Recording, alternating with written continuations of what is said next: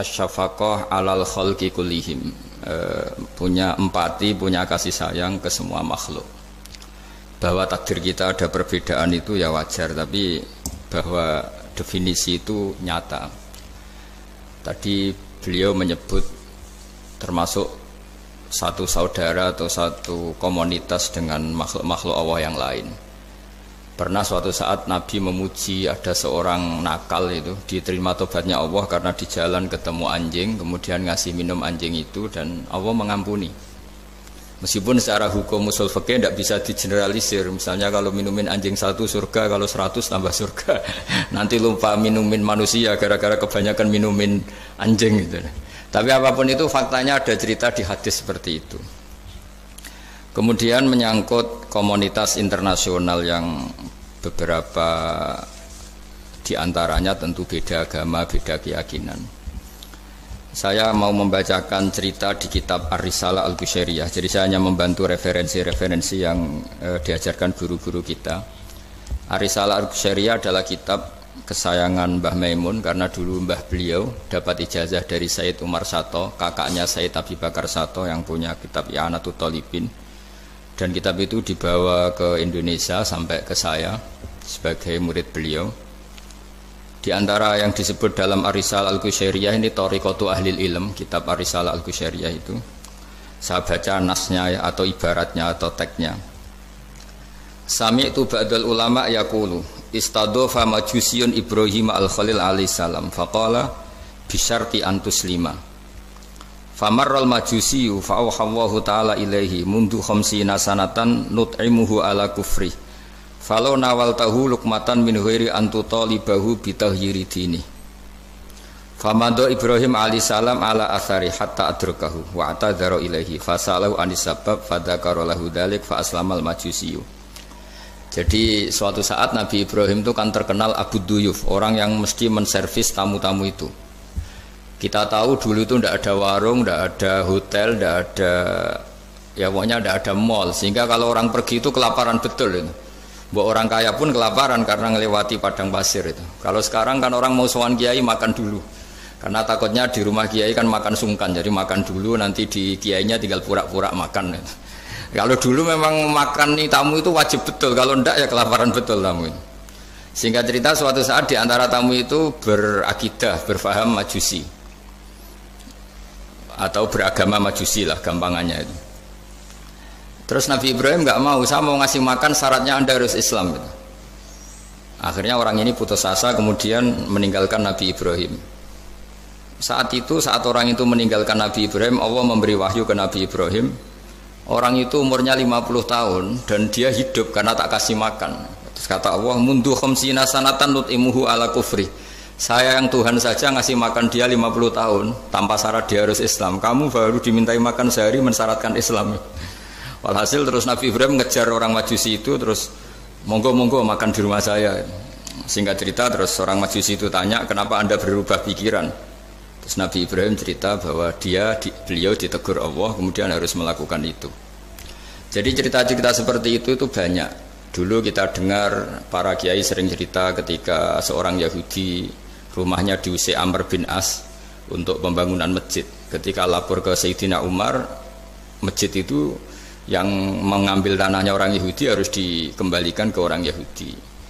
Dulu guru-guru kita juga sering cerita Sayyidina Ali itu pedangnya dicuri sama orang Yahudi.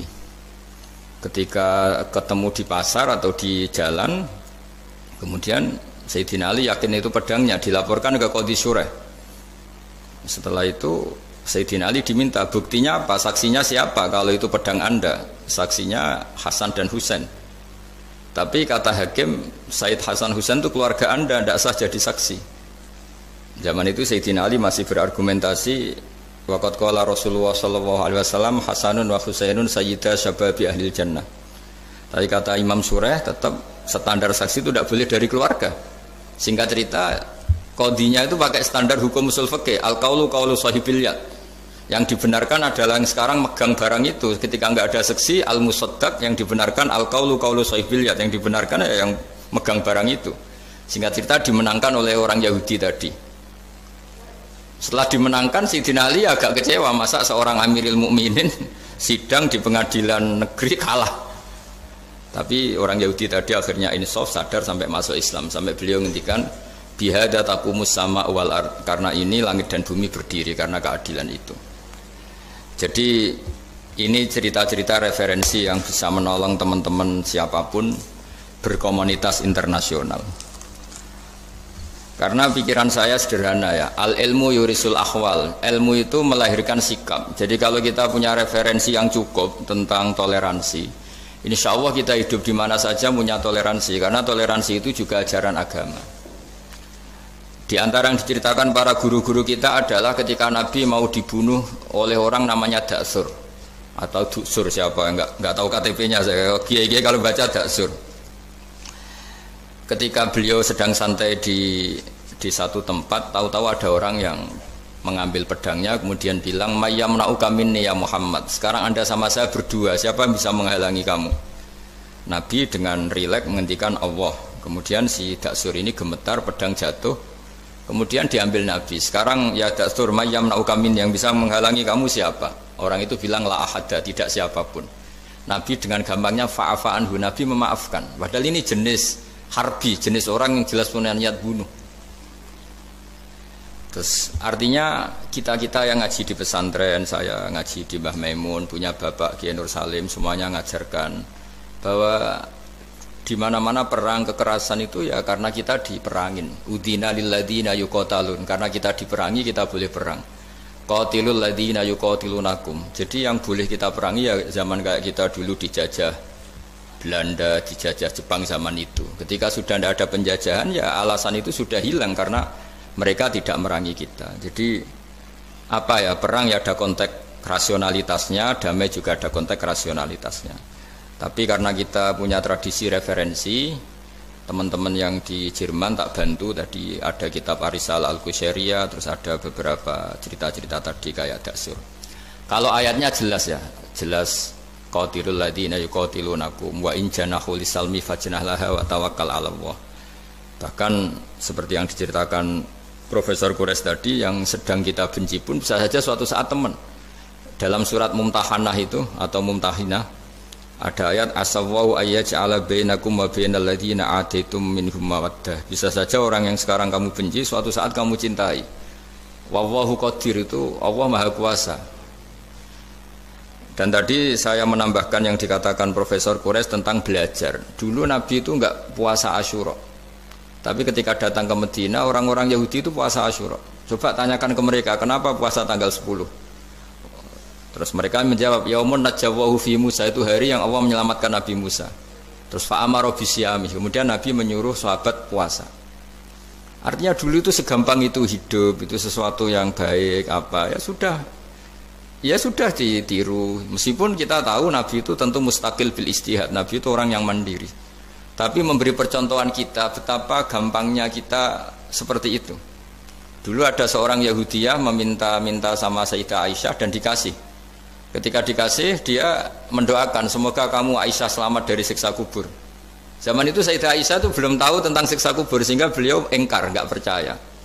Tapi setelah Rasulullah datang dan diceritanin Nabi, oh iya siksa kubur itu ada. Dan semenjak itu Nabi selalu isti'adah, minta perlindungan dari siksa kubur.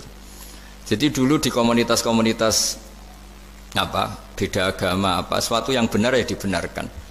Makanya kaidah umum dalam interaksi antar agama itu la tusaddiquhum wa la tukadzibuhum, ya kamu jangan bilang iya, jangan-jangan enggak, ya jangan bilang tidak, jangan-jangan iya. Jadi aturan ilmunya jelas la tusaddiquhum wa la tukadzibuhum. Ya artinya sesuai referensi ilmu lah, kira-kira begitu. Terus yang terakhir, ini saya mohon maaf sama komunitas di Jerman karena saya ini pura-puranya aja sibuk. Karena saya kira ini seberapa jam lagi saya ngajar ini.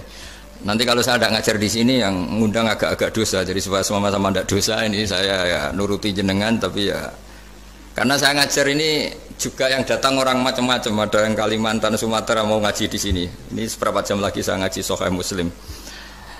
Yang terakhir ini di halaman Kitabu Adabil Ulfa wal Ukhuwah halaman 285 dalam Ihya juz 2. Jadi kitab saya juz 2. Mungkin kalau beda cetakan yang jelas ikut Kitabu Adabil Ulfa wal Ukhuwah. Di sini diterangkan oleh Imam Ghazali dengan beberapa riwayat yang disebut al-jiranu salasatun, bertetangga itu ada 3. Jarun lahu hakun wahid, ada tetangga yang punya hanya 1 hak. Wajarun lahu haqqani wajarun lahu salah satu hukukin. Terus beliau cerita yang punya 3 hak itu ya tetangga, ya seagama, ya masih ada hubungan kerabat. Yang punya 2 hak ya tetangga, ya seagama. Terus wa amal ladzi lahu hakun wahid fal jarul musyrik. Yang punya hak 1 itu tetangga yang beda agama. Jadi intinya tetap dikasih hak meskipun beda agama. Sampai diantaranya disebutkan juga di halaman 287 Imam Ghazali ngendikan, beliau berfatwa dan beliau bercerita, rawahu Umar bin Syu'aib an Nabi an Jaddih anin Nabi. Terus qala Mujahid kuntu inda Abdillah bin Umar wa ghulamun lahu yaslahu syatan faqala ya ghulam idza salakhta fabda bijarinal yahudi. Abdullah bin Umar itu sedang memasak kambing, atau itu pembantunya ini sedang nguliti kambing. Itu pesannya Abdul bin Umar, ya ghulam idza salakhta fabda bijarinal yahudi, nanti jangan lupa tetangga kita yang Yahudi. Ini di Ihya halaman 287. Hanya cerita kebaikan. Jadi cerita-cerita perang itu ya karena kita diperangin, tapi ya kalau kita dibaikin ya baik, itu ajaran Islam. Hatta qala dzalika miraron. Faqala lahu lima taqulu hadza. Ini pembantunya juga enggak langsung menerima. Kenapa? Saking enggak mau menerimanya diulang-ulang lagi oleh Abdullah bin Umar. Faqala inna Rasulullah sallallahu alaihi wasallam lam yazal yusina bil jar hatta khashina annahu sayuwarrithu. Kenapa engkau melakukan itu ya Abdullah bin Umar? Terus beliau menjawab, Rasulullah itu selalu berpesan untuk berbuat baik sama tetangga. Tadi kita tahu kalau tetangga punya 3 hak berarti seagama, ada hubungan kerabat, hakul jar berarti 3. Ada yang seagama dan tidak punya hubungan kerabat berarti punya 2 hak, yaitu 1 agama dan kerabat. Ada yang punya 1 hak saja, ya tidak keluarga, tidak seagama, tapi karena tetangga itu juga tetap punya hak.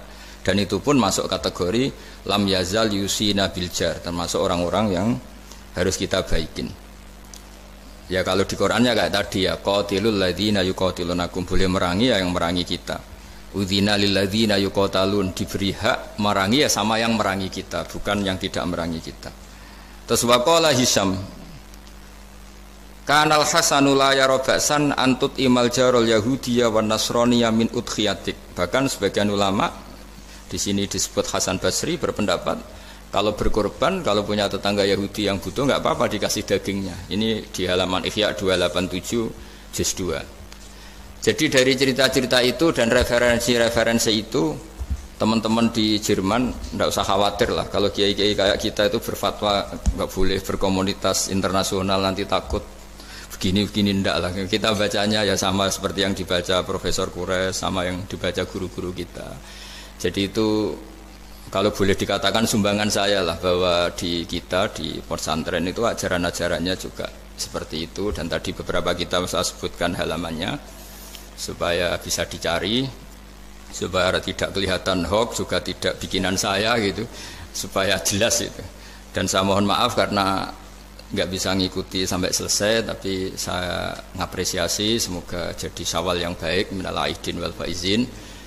Minal aidin artinya kita kembali menjadi ahli surga. Saya termasuk yang sependapat dengan kitab yang saya baca. Dulu kita ini ahli surga karena Nabi Adam lahirnya di surga dan diciptakan di surga. Karena satu kesalahan beliau harus kembali ke bumi. Dan setelah puasa itu selesai dan diterima, kita kembali ke ahli surga lagi. Maksud minal aidin, kita kembali lagi berstatus sebagai ahli surga. Dan itu dimulai dari saling memaafkan. Karena yang menghalangi masuk surga itu hak adami. Manusia itu kan paling kikir untuk memaafkan orang lain. Padahal kalau hak adami belum selesai itu Allah tidak mau memaafkan. Makanya syaratnya masuk surga harus kita saling memaafkan. Dengan cara seperti itu insya Allah kita minal aidin wal faizin. Jadi mohon maaf, sekali lagi mohon maaf karena saya tidak bisa ngikuti sampai selesai karena saya harus ngaji. Karena bukan apa-apa ya, memang harus. Andikan sunat itu mungkin saya tinggalkan. Mohon maaf sekali. Wassalamualaikum warahmatullahi wabarakatuh.